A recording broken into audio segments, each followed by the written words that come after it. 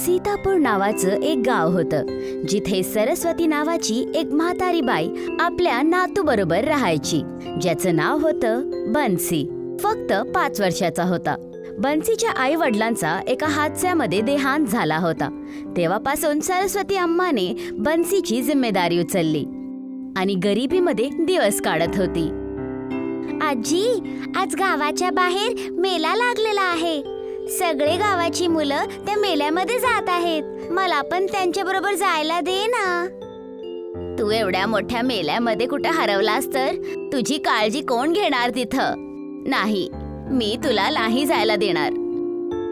बन्सी हट करतच होता की तिथे त्यांचा शेजारी भीमनाथ आला. आई, बन्सीला मी घेऊन चालला जातो. त्या यात्रेमध्ये मिठाई आणि खेळणे खूप चांगले मिळतात. बन्सीची काळजी मी घेतो, तुम्ही काळजी नका करू. आजी, आता तर जाऊ दे, मला पण मेला बघायचा आहे. अच्छा, ठीक आहे, तू जा.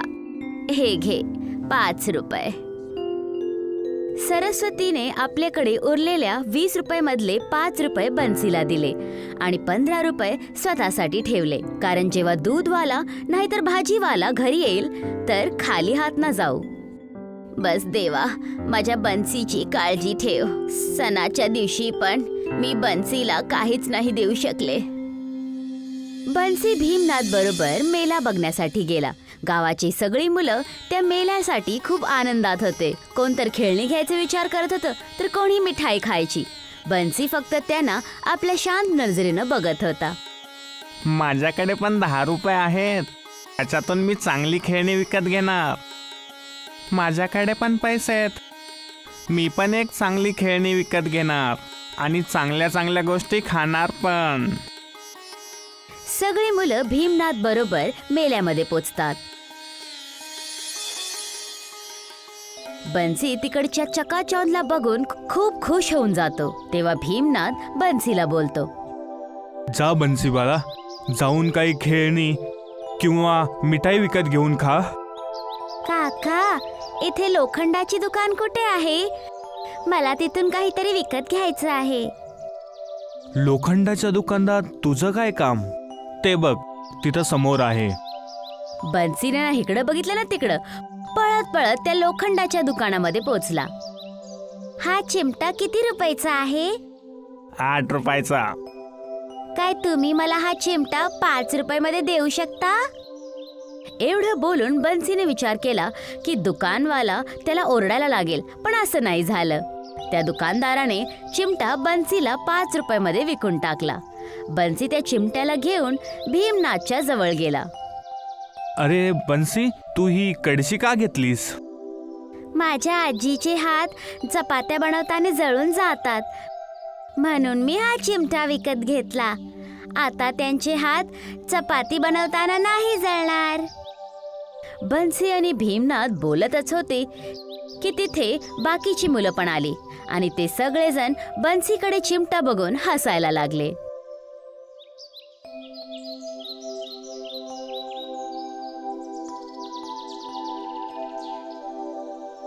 मी बघा हे वकील घेतला.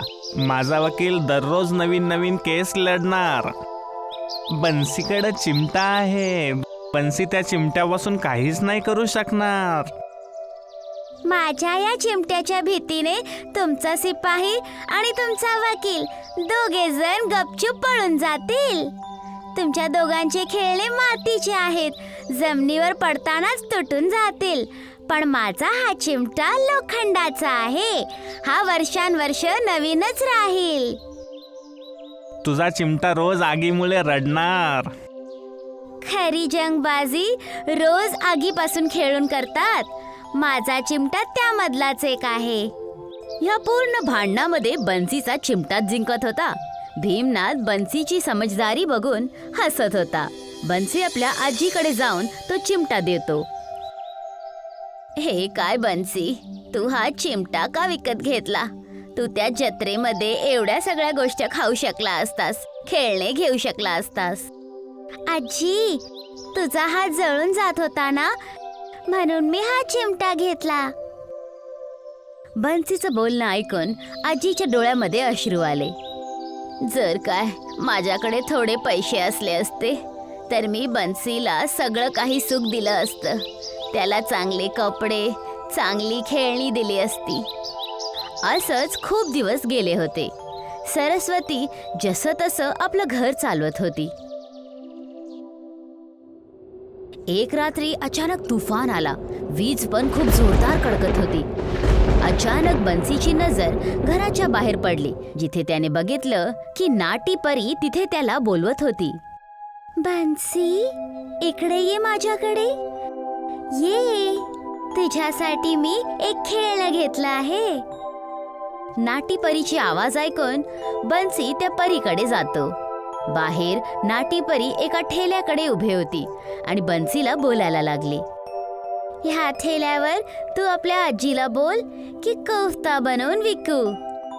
लौकीचा कोफ्ता, पालकचा कोफ्ता, पनीरचा कोफ्ता.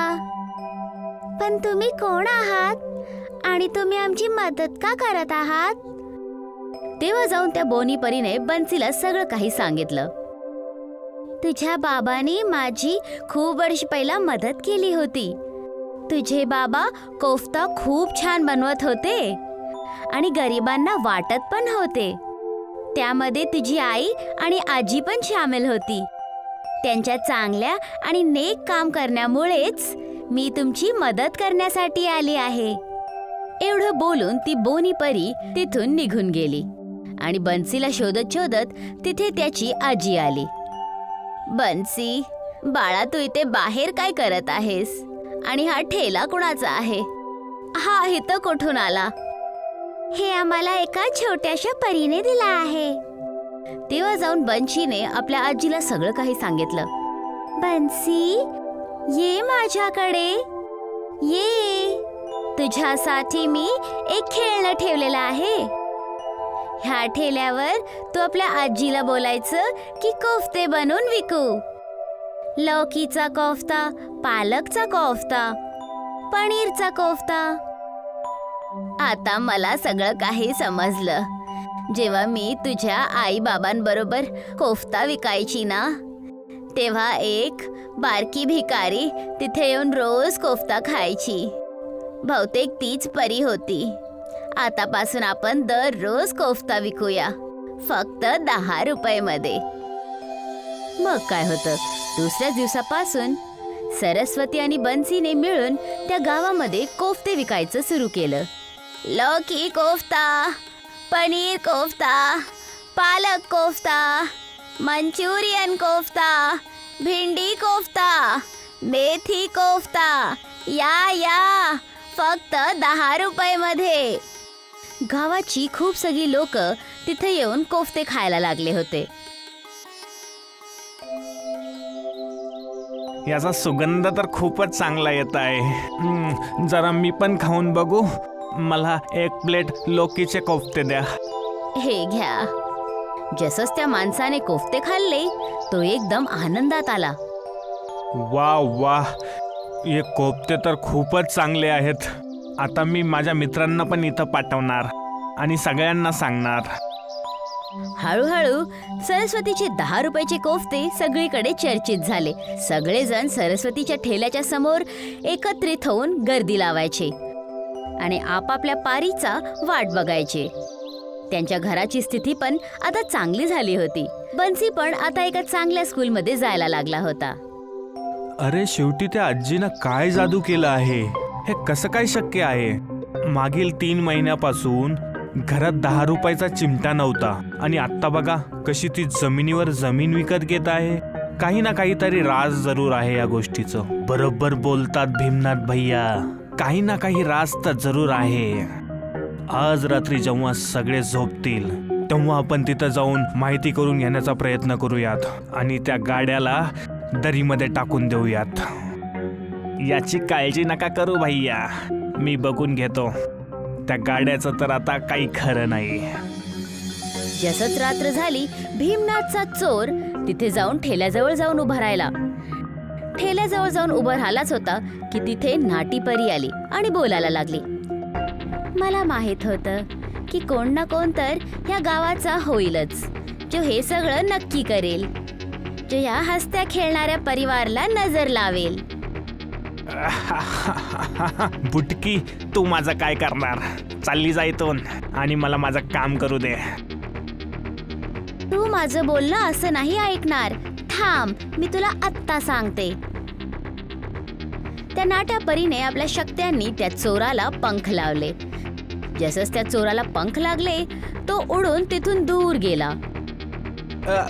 वाचवा, वाचवा, मला खाली उतरा, वाचवा, वाचवा. त्या चोराची आवाज ऐकून तिथे खूप सगळे लोक जमा झाले.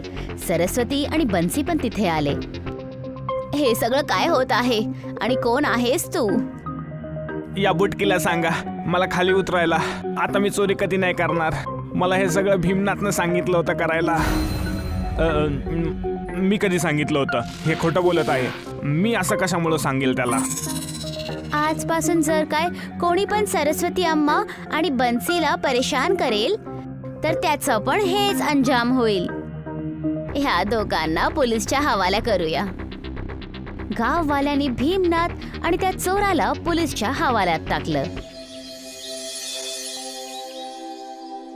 आणि आपली दुकान परत चांगल्यापैकी चालवायला लागले. सरस्वतीचे 10 रुपयाचे कोफ्ते प्रत्येक ठिकाणी चर्चामध्ये होते. मी तुझ्या कोफ्त्याबद्दल खूप काही ऐकलं आहे. तुम्ही मला पनीरचे कोफ्ते खाऊ घालाल का? हो नक्की, का नाही. जसंच सरस्वती अम्माने त्या अंग्रेजला पनीरचे कोफ्ते खाडवले, त्याने आपल्या व्हिडिओ आणि ब्लॉगच्या जरिये त्याला इंटरनेटवर टाकलं. त्या व्हिडिओवर खूप सगळे लाईक्स आणि कॉमेंट्स येत होते. त्या व्हिडिओच्या जरिये देश विदेशामध्ये पण सरस्वती अम्माचे कोफ्ते चर्चित झाले. बन्सी चांगल्या शाळेमध्ये शिकायला लागला आणि सरस्वती अम्मा आपले 10 रुपयाचे कोफ्ते विकून खूप खुश आणि चांगले जीवन जगत होती आणि गरिबांची मदत पण करायला लागली.